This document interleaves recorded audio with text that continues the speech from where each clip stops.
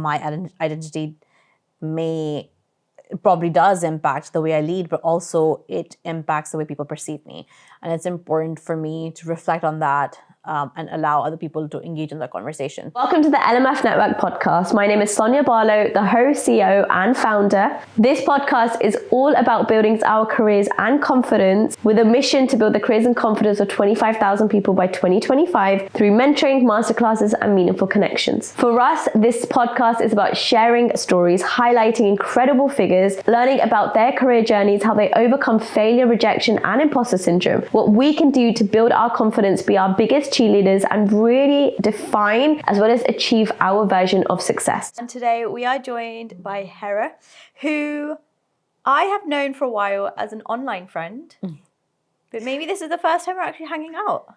Yeah. We've met once before. Absolutely. Yeah. Once, in like passing. Yep, for 2 minutes. And even then we were like, we know each other online. We're actually friends. We hugged, we had a bit of a chit chat, and then we walked off. Hera, thank you so much for coming. Thanks for having me. I mean, we literally asked you to come on yesterday because you did a post saying you want to be on a podcast. Yeah, I was like, I've got a few weeks left in London while I move back to Manchester. So if there's any podcasts that want me, then this is the time. And we just had a booking. And by the time this comes out, you're probably going to be back in Manchester. So for those who don't know you, what is it that you do? What is your foundership? And why are you based in Manchester? Great question. So yeah, I'm Hera Hussain. I'm the founder of Chayn, and I'm the CEO of Chayn as well. It is a global nonprofit that uses technology to create resources and platforms and tools to support survivors of gender-based violence. We do that in 14 languages. All of our services and products are free and are written and created by survivors and allies, not for. So we have a very decolonial and feminist sort of approach to creating our tech. And we do a lot of work on also setting and also investigating best practice for creating technology and laws around abuse. And so why do you live in Manchester? It's the second question. Yes, so I live in Manchester because my husband's a doctor and that's where his job is. Okay, no. And I can work from anywhere. It's interesting. The reason I asked that is because I've seen a lot of TikToks recently about people moving from London to Manchester. Oh yeah, especially in the pandemic. I mean, the city changed completely. Really? I've been running Chayn for 10 years. And I've been hopping around the country based on where my husband's sort of placements are, because when you're training to be a doctor, you get placed in different cities. And then the pandemic hit, and I decided to go full time because I used to run Chayn as a volunteer.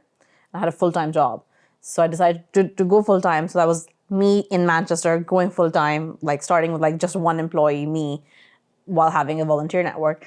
And in the time that Chayn grew from 0 employees to 14 employees, just 2 years, I think within 1 year we had that growth, and within 2 years we were 14 people, and our revenue grew by 8 times. The city was completely unrecognizable. That's wild. And it was just the amount of people that I knew in London when I used to live here, moving to Manchester or wanting to move to Manchester.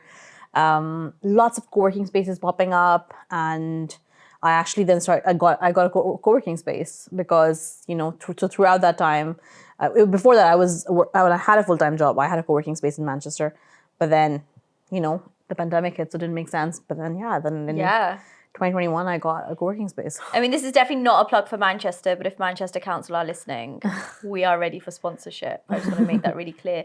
A couple of things I want to ask. When people think of a not-for-profit, this is what I used to think before I started LMF too. How do you pay yourself if it's a not-for-profit?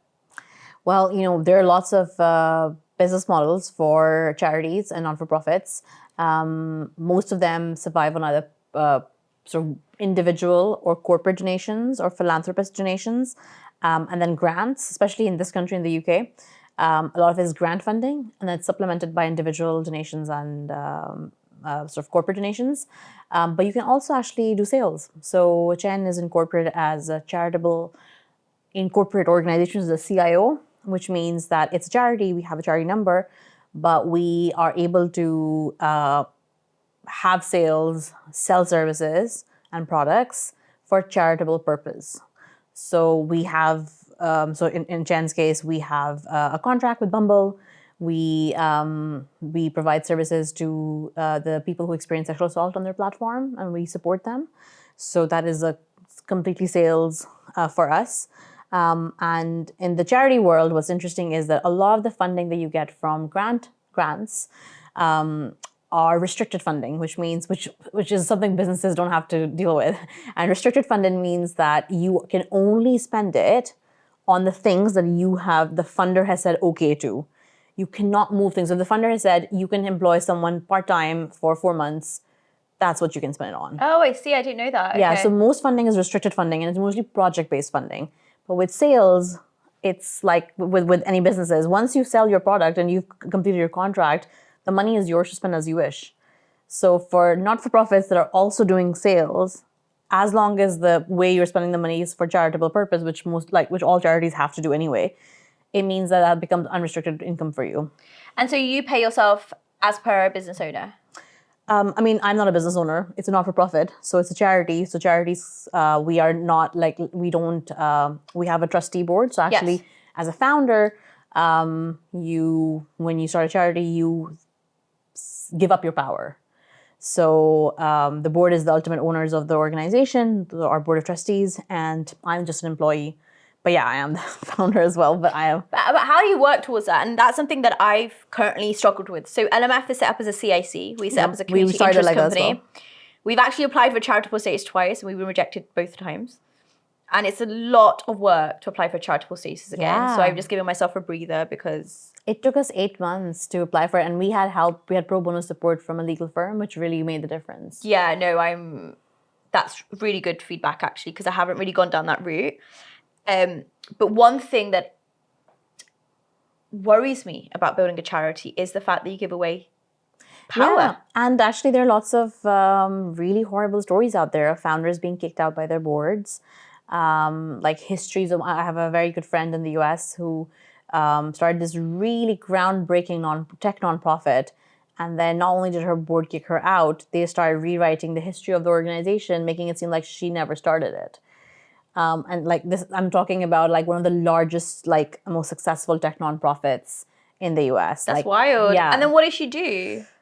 Can you do anything? Because maybe the better question. Well, it depends. Like for her, when that happened, she had a community of supporters.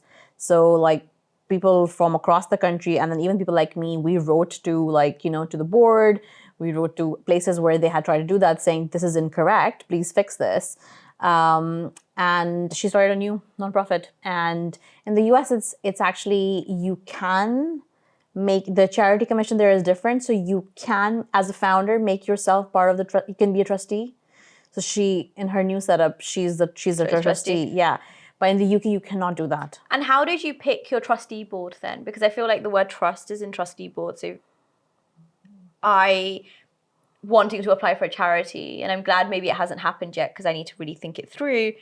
I want to make sure that the people that are on the board, actually I trust them and they trust me, because I'm not ready to give up my foundership, but I'm also not ready to give up my trusteeship. I think it's a really complex relationship that you've now built for yourself as well. Oh yeah, absolutely. I mean, this when I started with the board, the good thing is that, the way I did it, which I think was a smart way of doing it, I had some non-negotiables about how I wanted the organization to be run, because I had been running it for 10 years. It was just now being incorporated into a charity, but really, I had 10 years behind me. Not 10 years this year, but at that time it was 8 years. So I had non-negotiables like I want a 4-day week with 5 days salary for all staff. I want well-being at work to be really important. I want sort of decolonization to be super integral in the way we hire. I want it to be a remote team. So I had something, I wanted it to be a hybrid between staff and volunteers, and I wanted the volunteers to really still be the spirit of the organization. So I had some non-negotiables that I wanted to set. So when I interviewed trustees and I reached out to people that I had worked with me, so they already knew me and they knew how I was, so that trust was already there. So I approached them first, and that's how the first board came about. But actually, I had one position that was completely hired out of the blue for onto the board. And then now, it's changing. So our chair, it has been hired, like has been selected competitively, and obviously the chair is the most important person on the trustee board. And yeah, that was scary, because they don't know And do me. trustees and chairs get payment?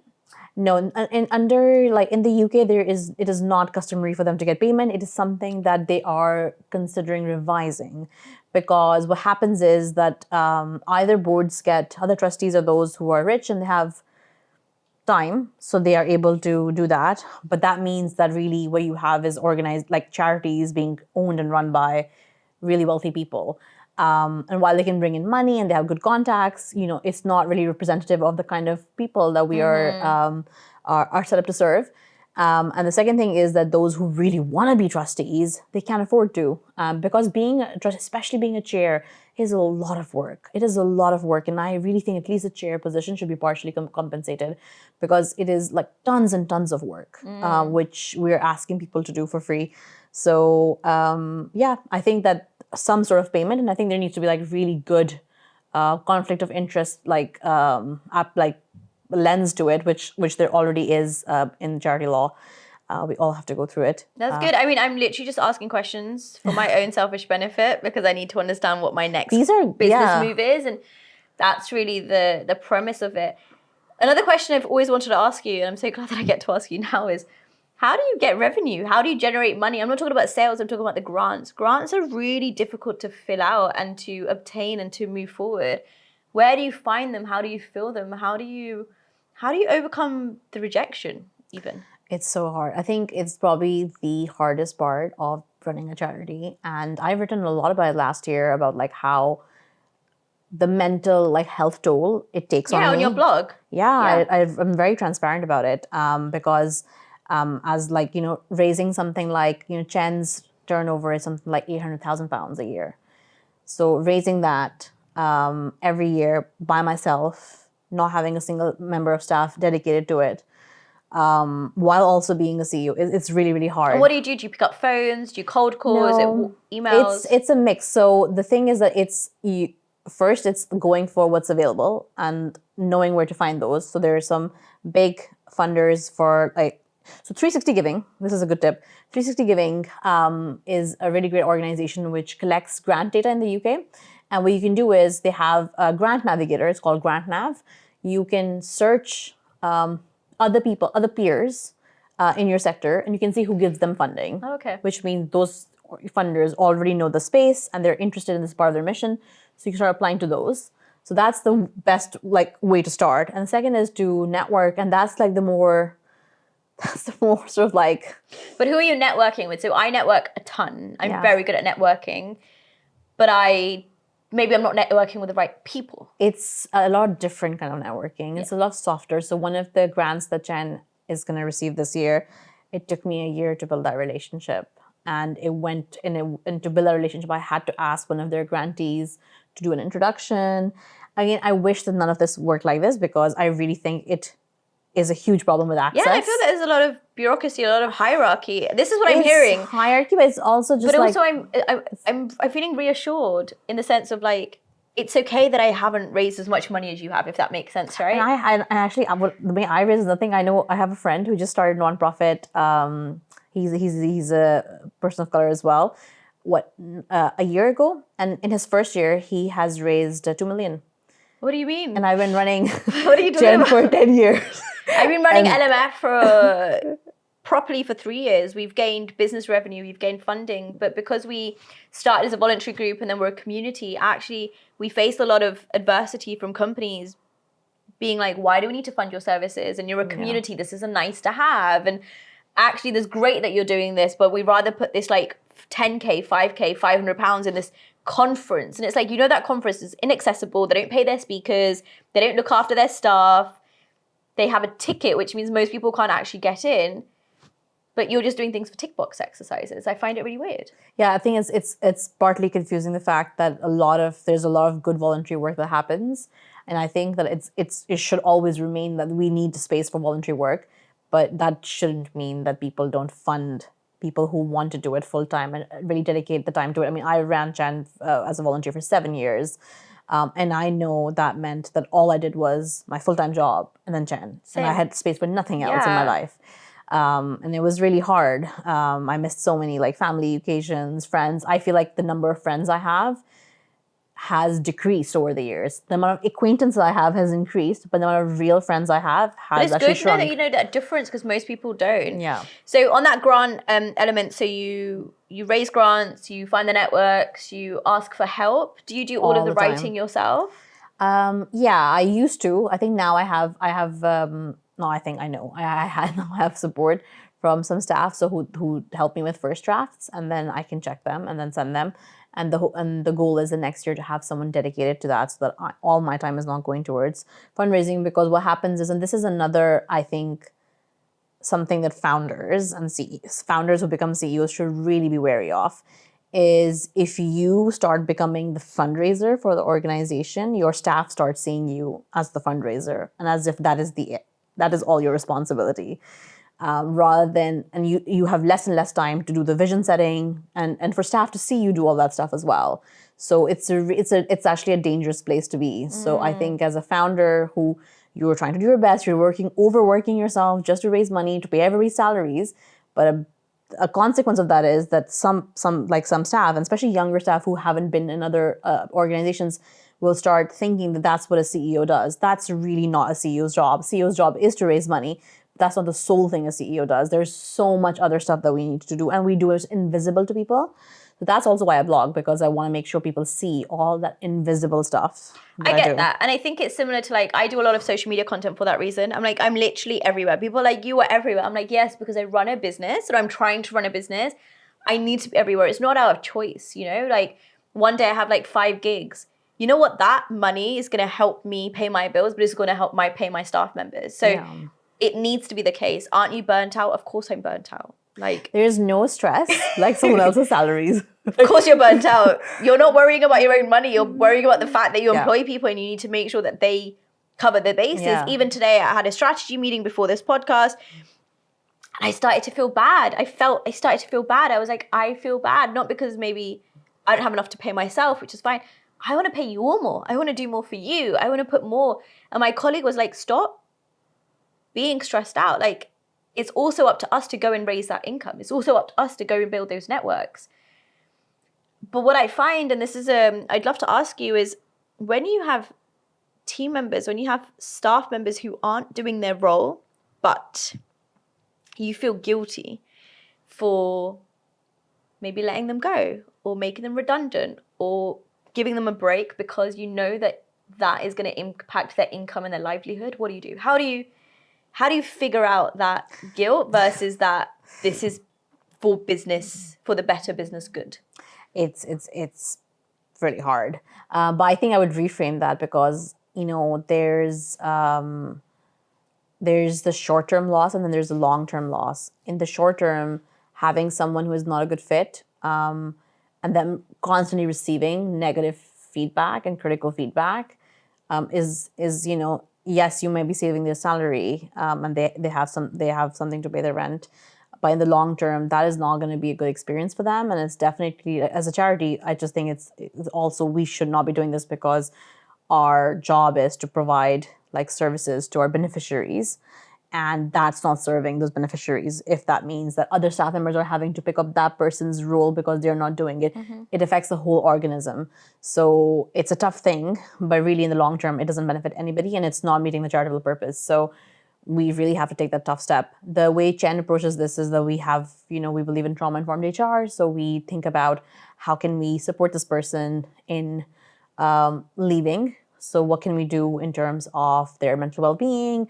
What can we do in terms of their like helping them get other jobs? What can we do in terms of giving them references? Are there any things that we could do until they leave that can help them build their profile?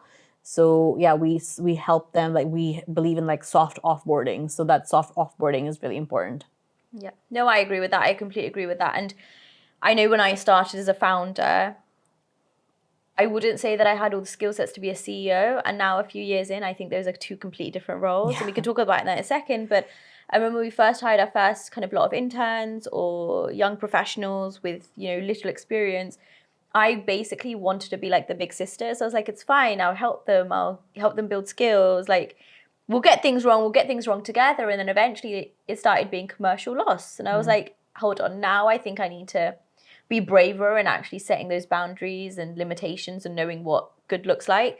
And now into year 3, I'm like, okay, I understand that I was working with a lot of junior candidates, but now I need, for every like 2 junior candidates, I probably need a senior person in role because they know what they're doing, because they have the expertise, because they can take it forward. And on my point before about founders not being CEOs, just because I've started a business or an idea doesn't mean that I have the skill sets to actually build the business moving forward. But you don't realize that until you're having to come up against all these obstacles and boundaries, and you're scaling, especially your business, and you're doing a little bit of everything. And I don't know what you did to like level yourself up, but I'm really trying to, yes, I'm reading the books and watching the shows. I get all of that, but I'm also asking for help and bringing in people in the business who have like specific roles with skill sets. And also just being a little bit kinder to myself, knowing that when that income does come through, maybe one day I'll step aside from the CEO role, and that's completely fine. Yeah. But mentally, it's about you getting over that, right? Yeah. I mean, for me, it's, I happen to hate management, but I also happen to be very good at it. So I'm in a different place where I'm actually really good. I'm a good CEO, even though there are parts of the job that I really don't like doing. And I have a great leadership coach who helped me identify that, being like, you can really hate doing something. It can take energy out of you, but you can still be very good at it. So I'm good at things, but even if I don't like them. So yeah, it's just me. What I've done is the things that are sort of suck energy out of my soul, but are necessary for me to do. I have found people to delegate those to. Absolutely. And have senior staff that help me with that. So that doesn't really affect my morale as a CEO. And also hiring people who are more competent than me in things. Like I'm not really good at finances, so I have a really excellent head of operations, people in finance, who does that. Same thing with HR. I don't know the HR laws. I can bring my perspective in terms of like feminism and trauma informed approaches. And then it's like, I work with our head of operations to put that in place, who understands the laws. So yeah, me being okay with doing that, going to the trustees a lot for advice. I'm definitely off the school where I'd rather have an engaged board than not have an engaged board. I agree with that. And I think it's just about being honest and having those conversations. So I know that I'm maybe not the best manager. I'm a good leader, but maybe not the best manager. So taking a step back, putting in processes and policies, knowing where you can ask for help, going and getting mentors or kind of people in that space, and not being afraid to fail is quite important. But I also have that transparent conversation with my team to be like, I've never been a manager before. It's not like I woke up one day and suddenly I was a manager. I was just put into this role and now I decided to manage people. So give me feedback too. Yeah. Give me the criticism because it's constructive, it's going to grow and it's going to build our relationship better. But also, as a CEO, there's parts of the role which I really enjoy doing and other parts which I don't. But actually what you realized is the parts that you don't enjoy doing, you probably have to do them first to understand how they work before you can bring people in. Yeah, I mean, I had to do, for a year, I was doing most of the things myself, so I had to.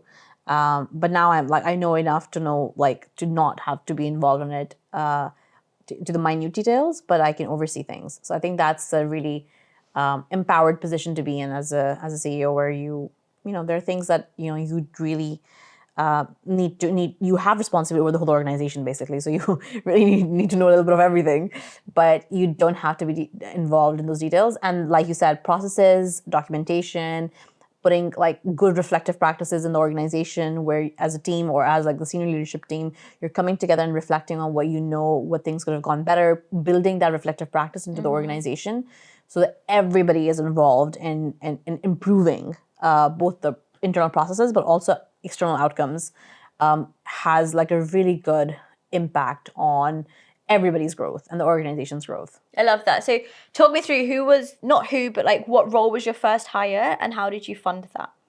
So our first hires were actually project teams who were already working, but as volunteers. So they was just help. It was just paying them to continue doing the job they were doing. And then after that, like really building the core team, was the head of operations role. And And then we had a movement builder role, really looking at our connections with our community and external partners. And then from there, we started adding more roles. And was that through grants? Yes. So everything was just Grants and fill in a donation, grant. and a big, very large corporate donation we got only once. Hasn't come, another one hasn't popped up yet, but yeah, that one was pretty big. That's wild. That's the kind of life that I want to be living at some point. And you yourself, online through the work that you do, you talk about being a brown woman and a Pakistani woman quite openly and honestly. Yeah. What part of that, or if I reframe that question, why is it important to share that part of your identity with the work that you're doing? I think it's really important because one is I want like young girls to see that leadership can also look like this, and leadership doesn't have to look like the Sheryl Sandbergs, or the Mark Zuckerbergs or the Elon Musks. I get it. And secondly, because my identity probably does impact the way I lead, but also it impacts the way people perceive me. And it's important for me to reflect on that and allow other people to engage in that conversation. So as an example, something like a few years ago, I realized that sometimes I was getting, people are so used to seeing brown women as being victims and submissive, but also like I think the expression was like not like having like imposter syndrome. I've never had imposter syndrome, and I have nothing like obviously people experience imposter syndrome, and including brown women. I have never experienced it, but it was really interesting how everybody assumed that I might have that, and I was like, where is this assumption coming from? So because I was very confident, a lot of funders just thought I had lots of funding.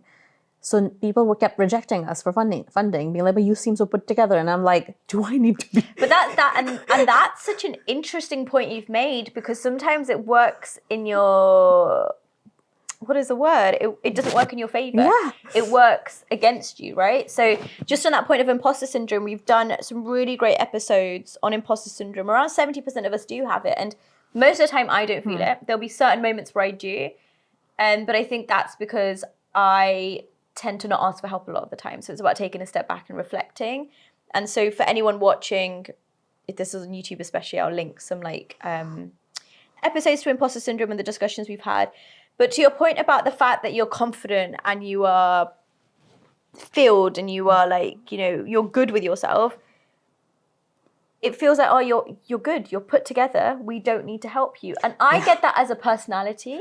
Like people do it a lot to me. They're like, no, but you look like you're smashing it. So you must not need our help.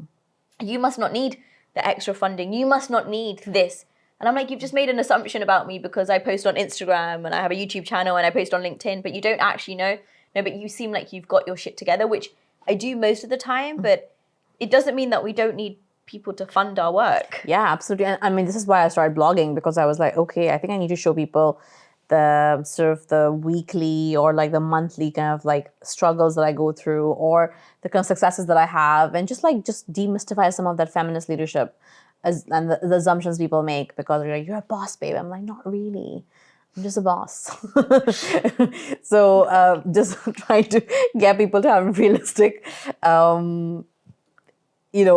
overview of what like running an organization is like. So that's why I have like a pretty like raw blog just talking about exactly like how I'm feeling, what I'm doing, what I'm thinking, what I'm reading. And I love asking for help, and I ask for help all the time.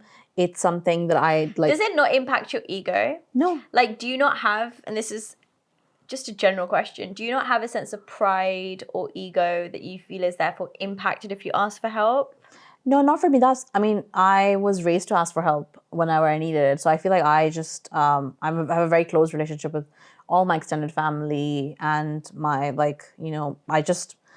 it's just very natural for me to ask for help. I think the thing that I definitely am not good at putting myself first.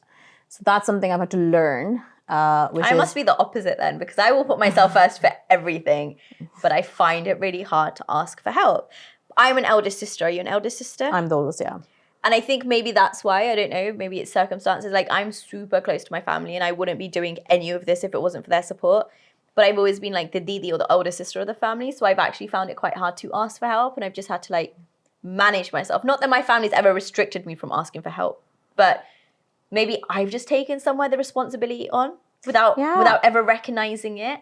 I mean, I ask for my younger brothers for help all the time. Yeah. And yeah, I think I just, even the professional circles that I was like, my professional training included me asking for help. So from the beginning, because I self-taught myself community management, social media, marketing, events. So I had to ask for help. Whereas I think everything I did in the corporate world, I was literally leading. Yeah. So the work that I was doing was like, here's information, go do what you need to do with it, but here's the target. So I think a lot of the work I've always been a part of is like very target driven, very competitive, very like, it's not the first person who gets there, but it's the person who works hardest and tries the hardest. Yeah, but it's the person who puts their hand up. Opposite to the way and I'm like, my training was. I'm like a big put my hand up, I will give it a go type of person. And that's probably why I'm so not just eccentric online, but I put stuff online and I'm not afraid to like, I am my biggest cheerleader and that's completely fine. But there are people who are quietly confident. I'm just loud and confident, you know, and it's completely fine. Yeah, there's like no one way of being confident. I feel like I'm justifying it actually. I feel like speaking to you, I'm like, I think it's completely fine the way that I am because I'm not like you. I feel like it's completely fine. I've said that like 5 times now, but maybe that's also playing on being a brown woman. And I feel like I moved from Pakistan when I was 4. I don't really have that level of relationship maybe as compared to you. But I do feel like our culture, our society has always meant, and the opportunities which we do not have access to, and which you've spoken about before, the barriers have meant that we have to sometimes overcompensate or over-justify what we do, what we say, who we are, what we wear, what we're into, even the lives that we're building. And that's something I'm consciously in the last few months, not years, definitely months, trying to reclaim back and be like, why am I justifying for being a boss? Why am I justifying for living this life? Why am I justifying for being able to enjoy myself here and there? Why am I justifying for asking people to pay for the work that we do at LMF Network? Because we don't get funding. We don't get donations. We don't get grants. For the last 3 years, I've paid for most things out of my own pocket. Zoom, people's laptops, people's Wi-Fis, right?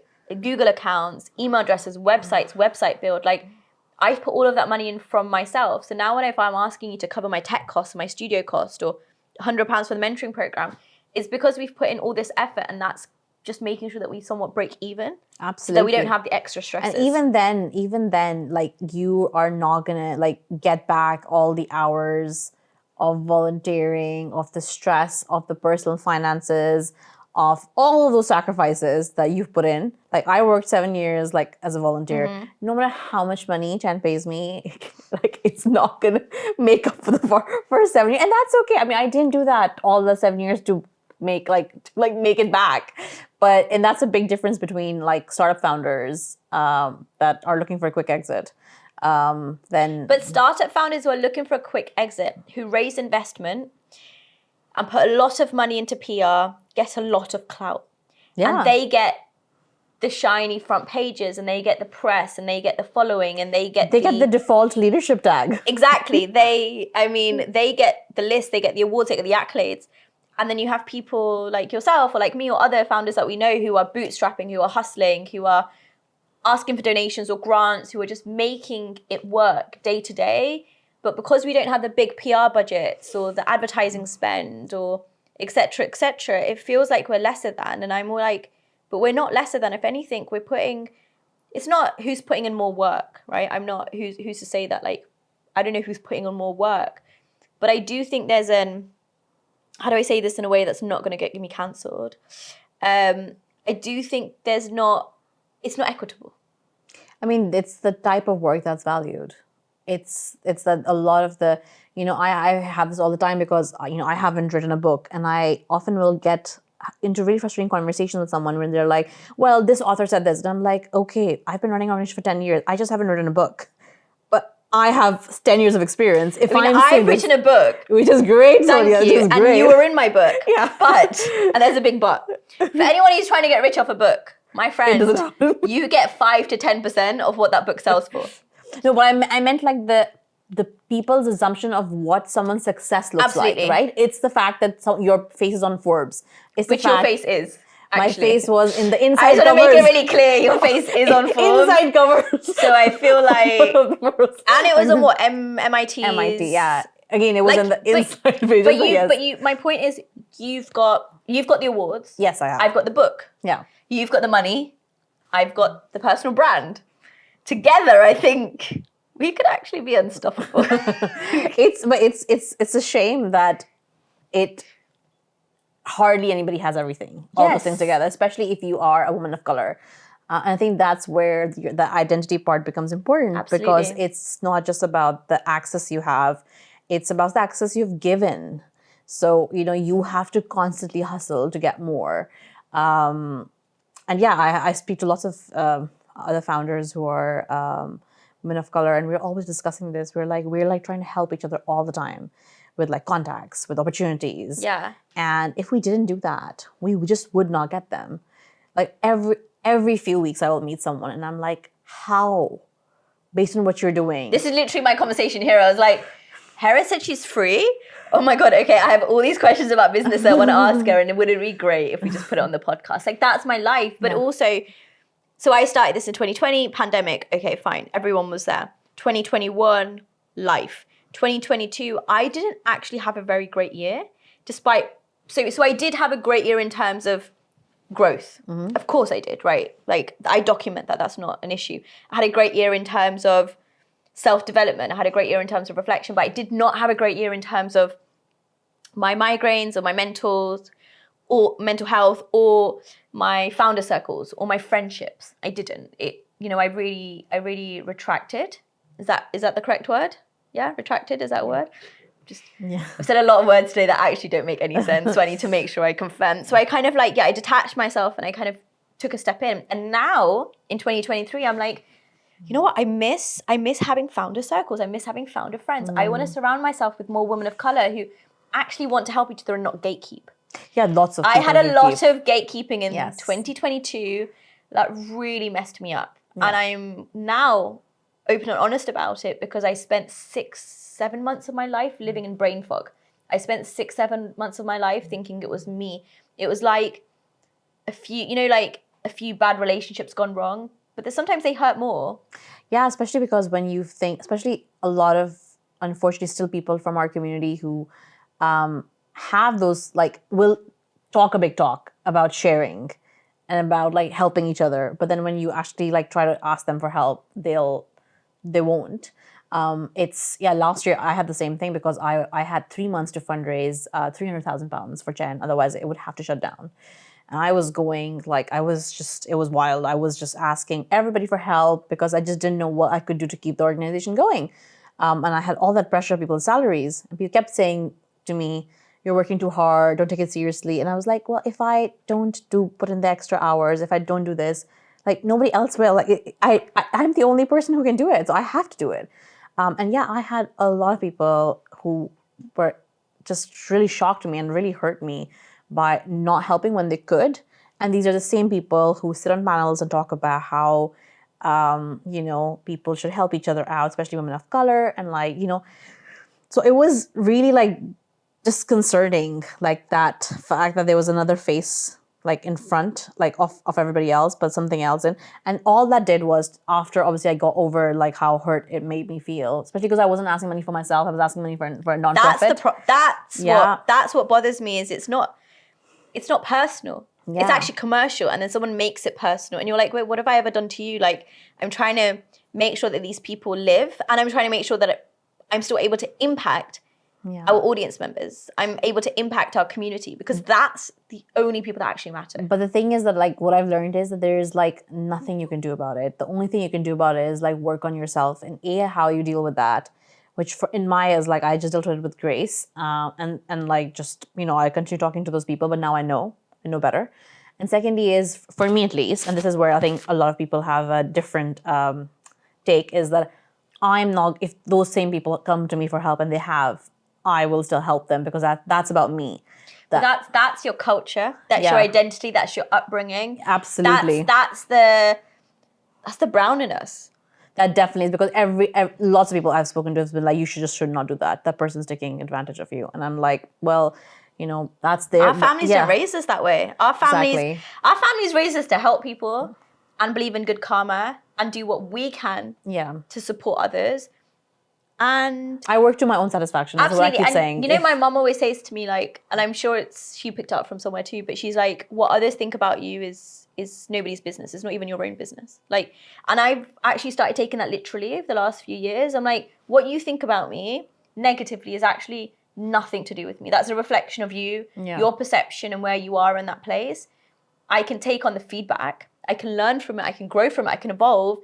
But if it doesn't really make sense to me and my character, my personality, or if it's hindering my progression, or actually if I fundamentally don't agree with it because what I'm doing is good, but it's not your version of good, it's okay. I mean, this is a big problem in activism. Activism is full of people throwing each other under the bus because they feel like their version of activism doesn't match like what someone thinks it is. It's like a big problem. It's like the truth, right? I was saying that to a friend the other day. I was like, there's 3 versions of the truth. There's your truth, there's my truth, and there's the actual truth. And actually everything after a while can be amplified. It can be taken away. It can be dissected into different like ideas and different conversations. You pick from it what you choose to pick from it. But no one actually knows the full truth.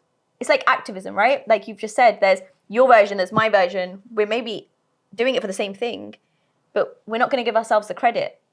And we're not going to give you the credit because we might not agree with the way that you're doing things, even though we're actually fighting for the same. Yeah, I mean, I believe in citation justice. I don't think people need the credit. I think they just need acknowledgement. I think that there's far too much like medal raising and like chest thumping in activism and like finger pointing.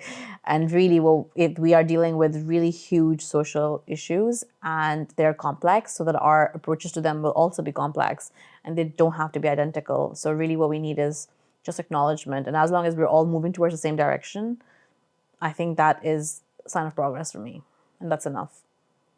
Hera, I actually think that's a great place to end this discussion today. I'm definitely going to take you out for a coffee now, or something tangy, or something sweet, or something. I am personally really actually hungry, so we'll go and do that.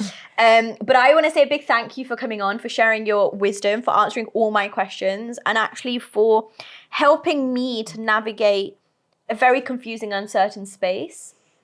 Because running a business, being a founder, being a CEO, thinking about impact, and also being able to manage that with your identity, it's actually really complicated. And I don't think we have enough conversations around it. So I'm very grateful that you were able to kind of share some of your time. Thanks for having me. You can learn more about the podcast, get involved and listen via our website, www.lmfnetwork.com. You can follow us across all socials at LMF Network. Remember to like, subscribe, share and tell a friend. Get involved and drop us your comments or questions so that we can make sure that it's really adding value to your lives.